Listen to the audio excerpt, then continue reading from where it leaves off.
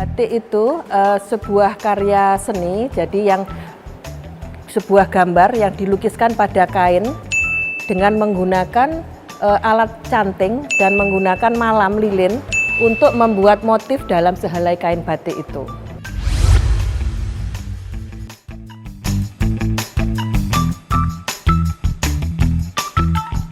Pakai batik itu pas acara kondangan ya jelas ya.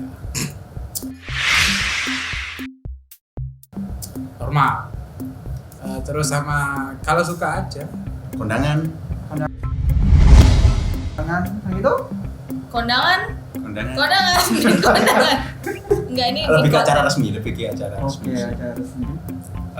Kalau aku mungkin lebih ke waktu momen-momen yang penting sih, kayak wisuda, acara wisuda, terus kondangan, terus sama sih kayak kalau lagi pengen aja.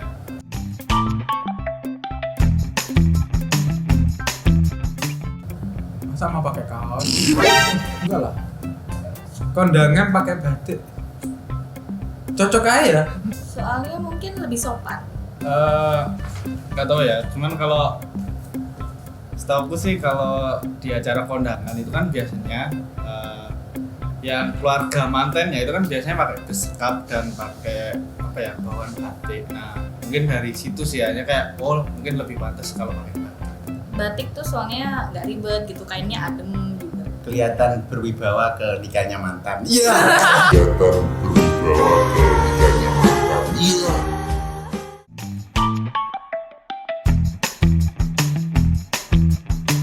Ya, karena memang awal mulanya batik kan tidak se-booming ini, dan memang batik itu dulu kan lebih pada digunakan sebagai sinjang ya. Sinjang itu kain jarit itu. Kalau orang dulu kan memang berjarit itu untuk acara-acara tertentu. Nah begitu, menggunakan jari itu pada acara tertentu dan kesannya itu menjadi kesan resmi. Dan batik dengan yang laki-laki memakai kemeja batik lengan panjang ataupun lengan pendek dengan motif-motif klasik. Nah motif klasik ini kan warnanya warna-warna sogan, dan yang menggunakan memang yang orang-orang yang sudah berumur lah, udah berusia, tidak remaja begitu. Nah kalau untuk saat ini kan batik sudah booming nih, remaja juga menggunakan batik, anak-anak pun menggunakan batik. Nah itu sebaiknya juga para desainer batik ini membuat ragam hias, dilihat dari ragam hiasnya maupun dilihat dari warna yang digunakan, itu harusnya menyesuaikan dengan tujuannya siapakah yang akan menggunakan batik tersebut. Jadi kalau remaja ya biar warna-warna yang ceria, warna yang cerah, jadi kesannya tidak batik klasik dan kesannya tidak untuk ini jadi kelihatan tua kalau batik ini, kalau untuk remaja begitu ya. Jadi harusnya memang sudah memikirkan ke sana. Begitu juga dengan ragam hiasnya. Jadi kan tidak salah jika mobil, Vespa ataukah kendaraan ataukah yang sesuatu yang lucu untuk adik-adik itu, untuk anak SD, boneka Minion atau apa, kan bisa saja itu dijadikan ragam hias dalam batik. Jadi tekniknya tetap teknik batik, pewarnaannya tetap menggunakan pewarnaan batik. Toh itu namanya tetap batik.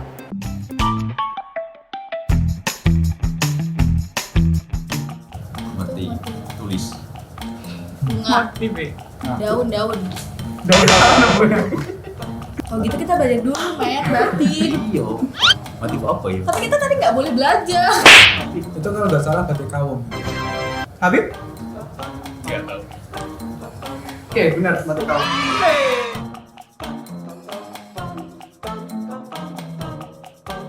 Ya, liris. Ya. Nyerah dah. Nah ini. Ini batik parang ini. Ini parang apa ya? Nah di situ gambarnya kecil ya Pak. Yang aku tahu parangnya aja. Parang aja ya. Itu namanya motif parang barong.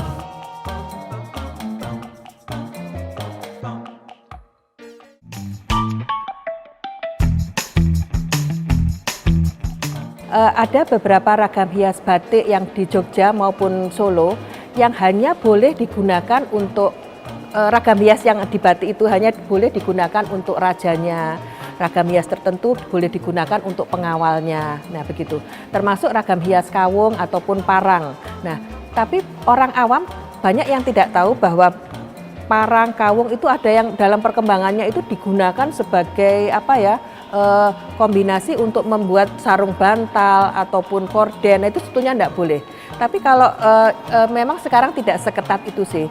Cuman kalau kita masuk pada lingkungan kerajaan, lingkungan keraton, kita tetap tidak boleh memakai ragam hias batik yang dikhususkan oleh rajanya. Di Jogja kan di Solo beberapa sudah tahu ya, tapi bagi kami yang berada, bagi kita ini yang di luar itu, yang kan kita tidak tahu nih bahwa ini sebetulnya ragam hias ini parang ini hanya boleh digunakan oleh raja, ragam hias tertentu hanya boleh digunakan oleh pengawal, kan begitu. Jadi kalau toh kita tidak tahu, sebaiknya ya kita pecinta batik ini janganlah menggunakan batik-batik klasik, dalam artian menggunakan batik yang kekinian. Dalam saat ini kan batik itu sudah booming, banyak ragam hias yang motifnya bunga, jadi motifnya yang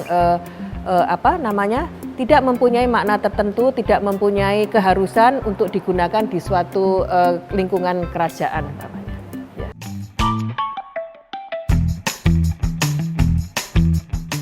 Tulis, batik tulis. Oh, Oke. iya, batik. Apa tuh yang cap-capan? Canting. Ah, Cap. iya batik cap. Cap ya. Batik tulis, batik cap. Terus. Oke. Printing, Satu batik lagi. jumputan, Oke, satu lagi. Benar-benar tulis, cap. printing, jemputan. Emang ada berapa? Kan batik itu ada batik cap, ada batik tulis, ada batik print, ada lagi tekstil motif batik.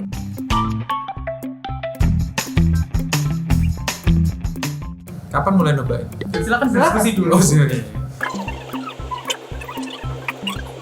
Bau Anya Geraldine. Itu yang punya Anya Geraldine itu tahu punya siapa? Siapa? Punya aku.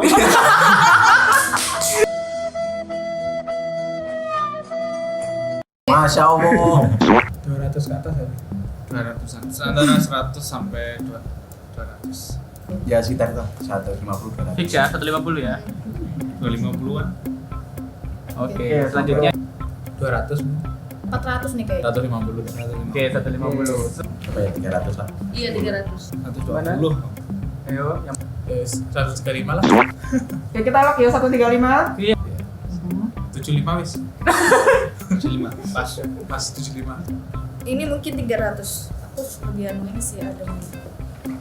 Gigi ya 200-an paling. Ini 200 di 300. Oke, kita kunci jawabannya. Kita kunci. Kalau bisa benar dapat apa sih? Dapat batiknya. Serius. Sekarang kita reveal harganya. Yang pertama tadi ini Oh, mana Dani? Oke. betul. Harganya 250.000. Salah Pak Bahagia. Lah kan 100 saya. Mendekati. Ganti ya, orang saya Ganti. Ayo, yang terakhir. 125. 125.000. Ya, salah 10.000. Selisih 10.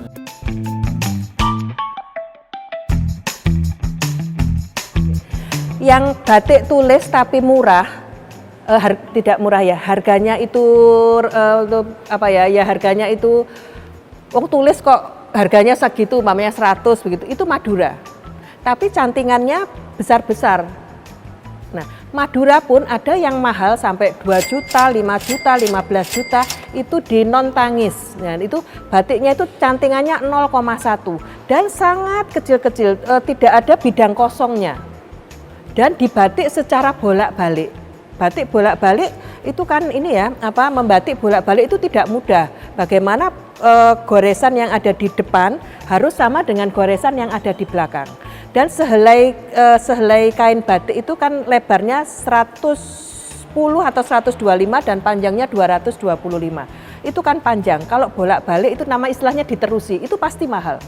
Ya harganya semakin cantingannya kecil, semakin batik itu juga ngeremit istilahnya, tidak ada bidang kosongnya, semua ada diceceki, ada diisen-isen bidangnya. Kalau yang harganya rendah itu biasanya kan kosong bidangnya, tidak penuh, cantingannya besar ya, bedanya di situ.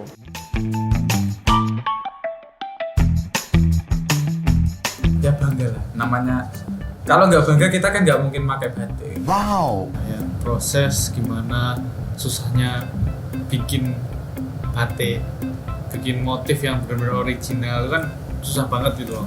Nah, Ya cuma kita yang punya batik gitu loh. Negara lain tuh nggak ada. Batik kan warisan budaya, kan memperlihatkan seberapa ketika peradaban di tempat itu menghasilkan sebuah karya. Salah satunya kan ya batik. Oke. Tepuk tangan dulu.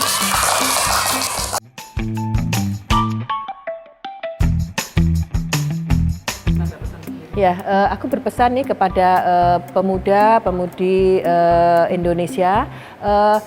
Batik adalah satu peninggalan tradisi dari nenek moyang yang harus kita jaga, kita rawat, kita lestarikan.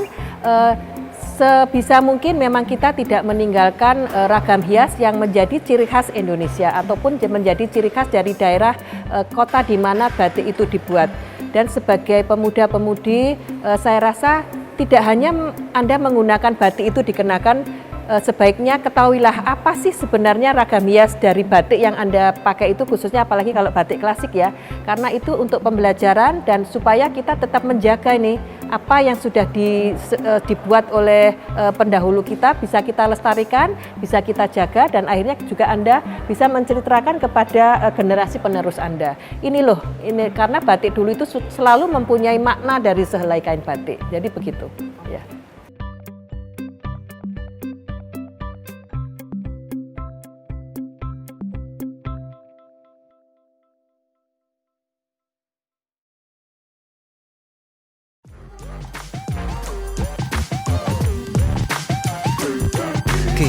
KCTV